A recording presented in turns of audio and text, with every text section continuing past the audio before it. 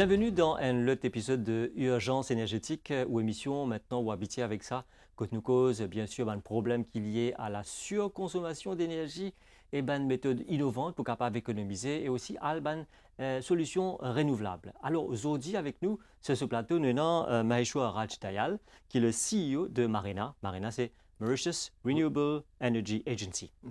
Alors bienvenue. Merci. Tout Merci. d'abord, Marina nous donne parler, mais Marina, justement, qui était, qui soit mission, qui soit bonne activité? Sure. Alors, Marina, nous go back in history. Marina est créée en 2015 par le Marina Act et il crée sa agence-là comme majoritairement pour promouvoir l'énergie renouvelable. Alors, ce core function, c'est promouvoir l'énergie renouvelable et qu'aussi augmente la share de la contribution d'énergie renouvelable dans le réseau à l'île Maurice. Alors, Marina, sa fonction aussi, c'est le travail sous le ministère de l'Énergie et Public Utilities.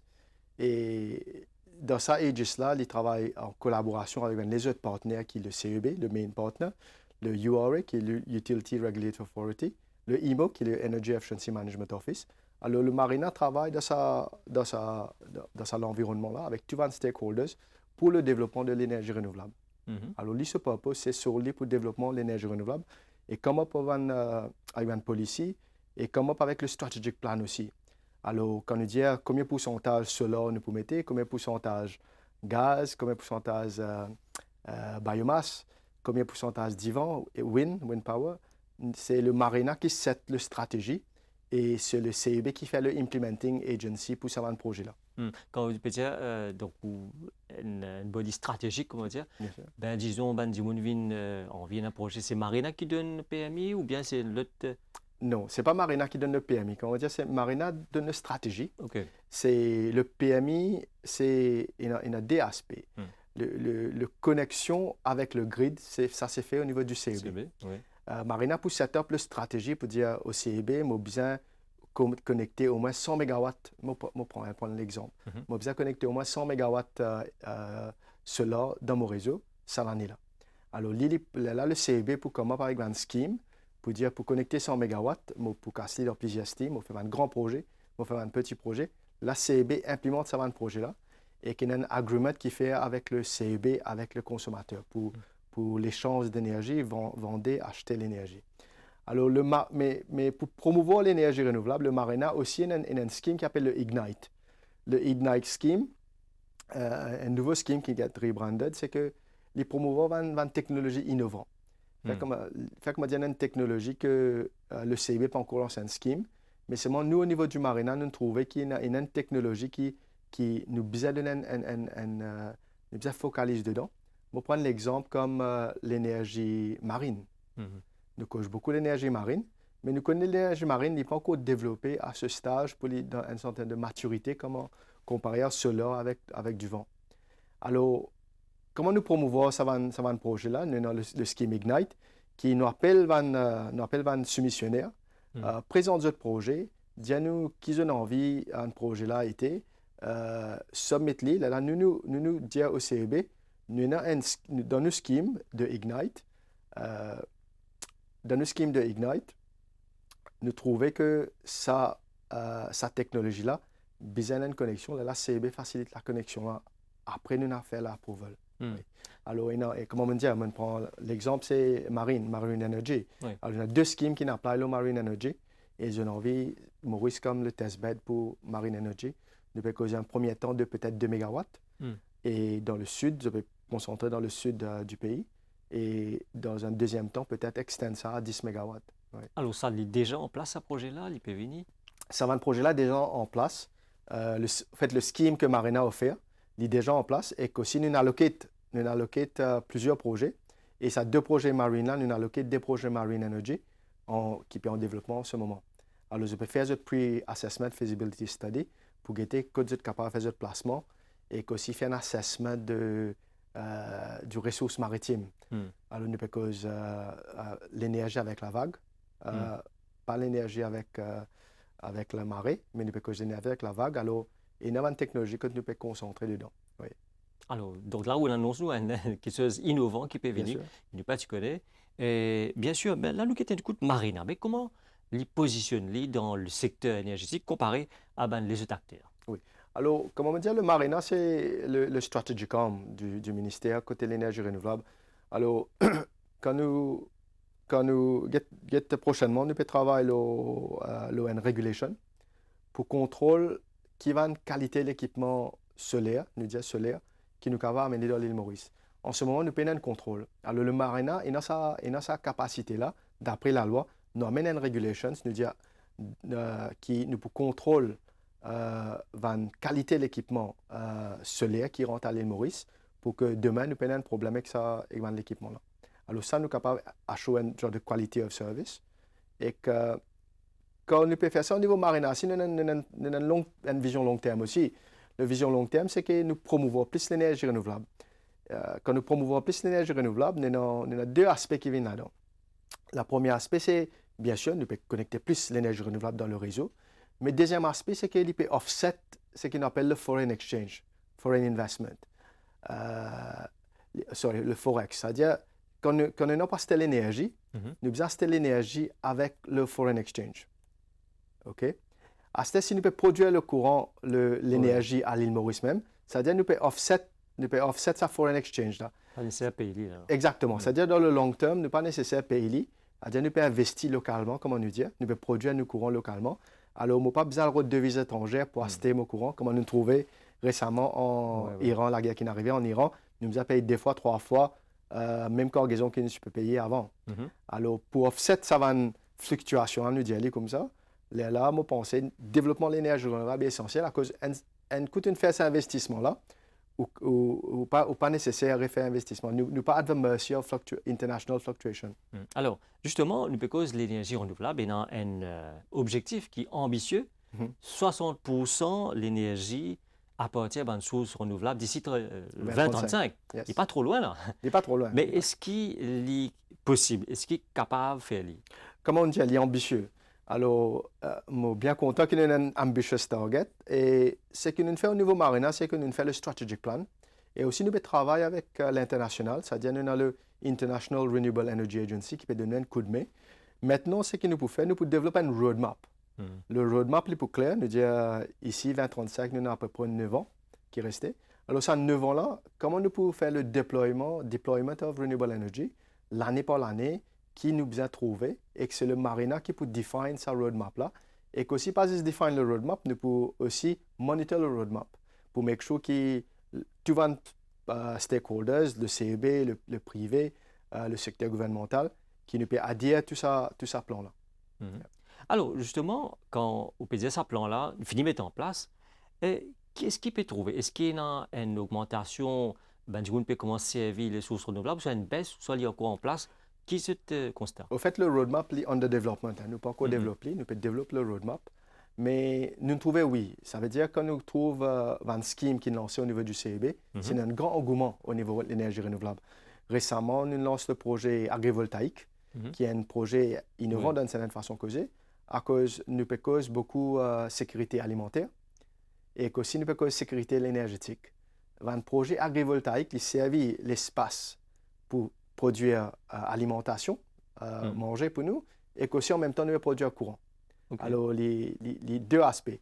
Alors, tandis qu'on a une ferme solaire, qui nous fait une ferme solaire, pour nous ferme, il peut avoir accès il peut avoir accès pour servir la terre là d'une autre façon. Tandis qu'un agrivoltaïque, il peut promouvoir l'utilisation, plantation, agriculture dans le système photovoltaïque. Quand on dit agrivoltaïque, ce projet-là, c'est-à-dire il faut dire du monde là, il planter, il est capable de bénéficier. Fait qu'on va dire qu'il fait un soleil, il n'est pas planté, non, il n'est pas bénéficié. Il n'est pas bénéficié là. C'est-à-dire un des prérequisites ou besoin ou plan, ou besoin registré avec le FARE, ou besoin registré avec les différents ministères agro pour gagner la facilité pour rendre le scheme agrivoltaïque même. Donc il est complètement différent avec la ferme. Il est complètement différent et comment dire, il y a de dual aspect de sécurité alimentaire et l'aspect de sécurité énergétique aussi. OK. Alors, quand nous cause l'énergie renouvelable, là, nous cause ça souvent. Maintenant, nous cause souvent. Mais nous commençons avant. Nous prenons l'exemple d'un chauffe-eau solaire. Après, doucement, nous commençons à installer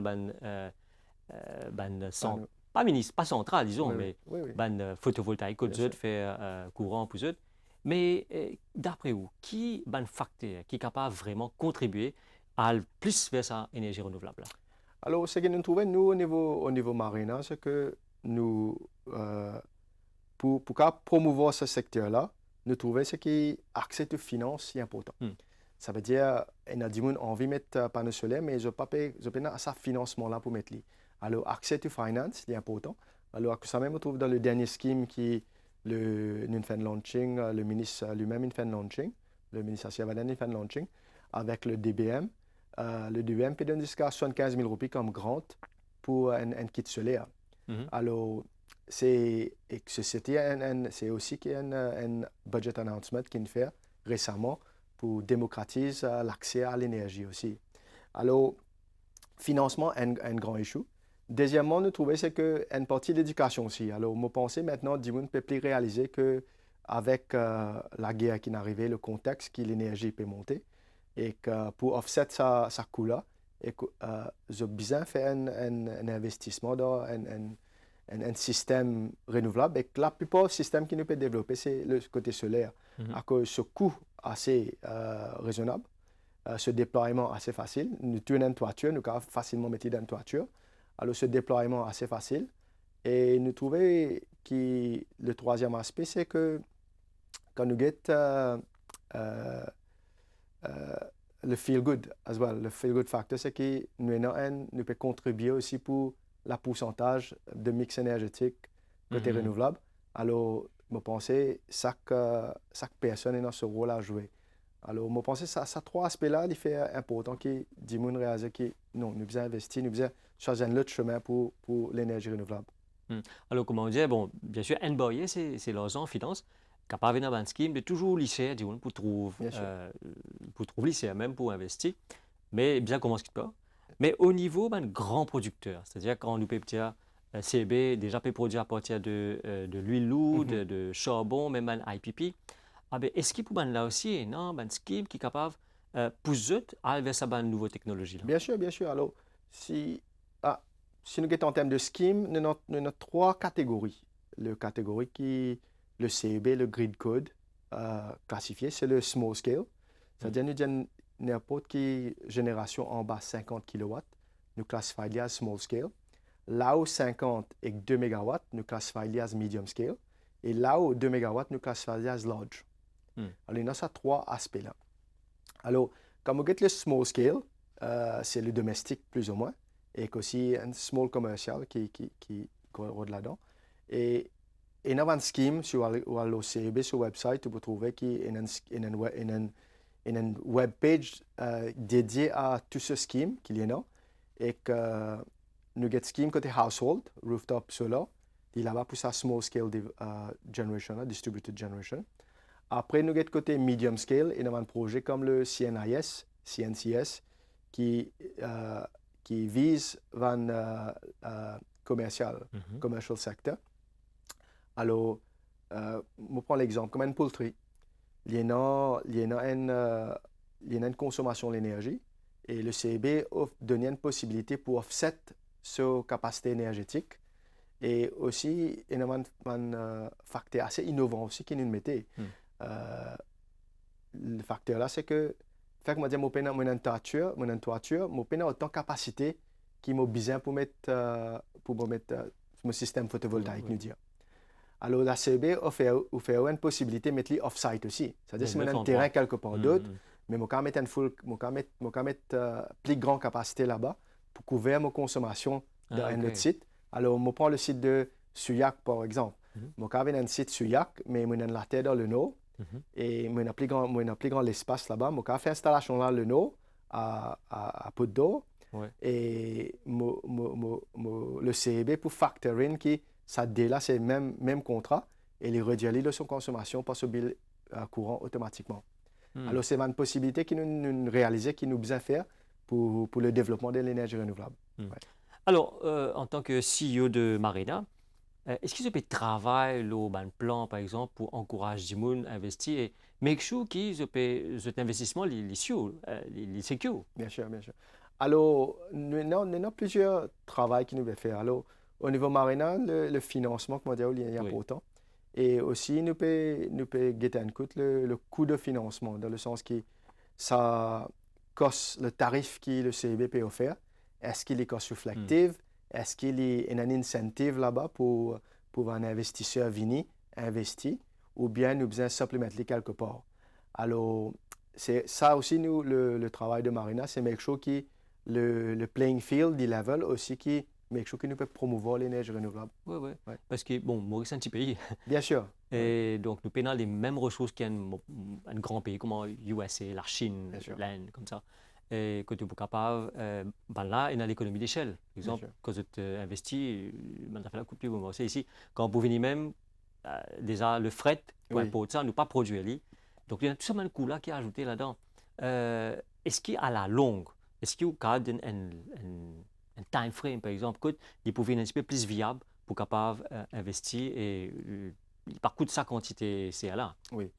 Actuellement, quand on regarde le coût, oui, il y a un coût qui actuellement est assez cher. C'est-à-dire minimum un coût, un kit de 3,5 kW avec batterie pour coûter dans nous disons le 300 000. Et nous avons trouvé 275 000. Mais ça, c'est le basic cost. Mais au niveau de Marina, nous pouvons un coût. Comment nous sommes capables d'amener une nouvelle technologie aussi? Mm. Comment dans l'Europe était, il y a un système qui s'appelle balcony solar. C'est-à-dire, au lieu de mettre un full système, on met un seul panneau, mais au moins, on peut gagner une petite contribution côté de l'énergie renouvelable. Alors, nous pouvons étudier cette formule-là, nous sommes nous capables de promouvoir l'énergie renouvelable.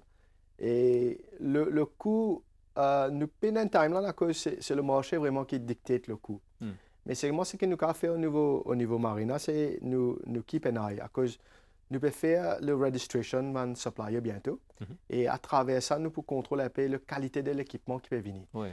À cause, un affaire qui fait fluctuation des prix, c'est la qualité de l'équipement.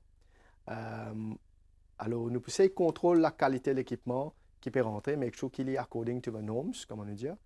Et ne pas laisser n'importe qui qualité de l'équipement rentrer dans mon risque. Et aussi, il crée une disturbance électrique au niveau réseau aussi. Mhm. Alors, nous pouvons faire une regulation pour contrôler un supply aussi et peut-être un install aussi. Alors, tout le temps, me dire, c'est que quand nous faisons un investissement au niveau renouvelable, comme on cause investissement, nous n'est pas un grand pays, mais l'investissement que nous pouvons faire, nous devons maximiser cet investissement-là. Alors, comme on regarde, comme on regarde un petit un développement qui nous fait côté rooftop, côté agrivoltaïque, nous déjà fait côté un large scale IPP, un independent power producer. Nous devons make sure que le projet est soutenable et qu'aussi il continue to operate. Ouais. Nous pas envie qu'après 5 ans, 10 ans, il n'ait pas pu marcher. Nous avons envie qu'il continue de marcher pour ce design life de 25 ans, 30 ans. Oui. Mm. Alors avant le quitter, des questions, est-ce qu'il ça 60%, 20-35 là, il est réalisable pour réaliser? Comme on dit, il est ambitieux. Il y a un very ambitious target et nous disons ça au niveau COP, COP. Dernier, c'était COP 31. Nous prenons COP 31, ça l'année là.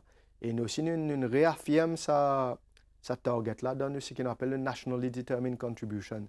C'est ça le contrat qui nous a avec le UN, qui nous dit nous pour atteindre le target. Et il est ambitieux, oui.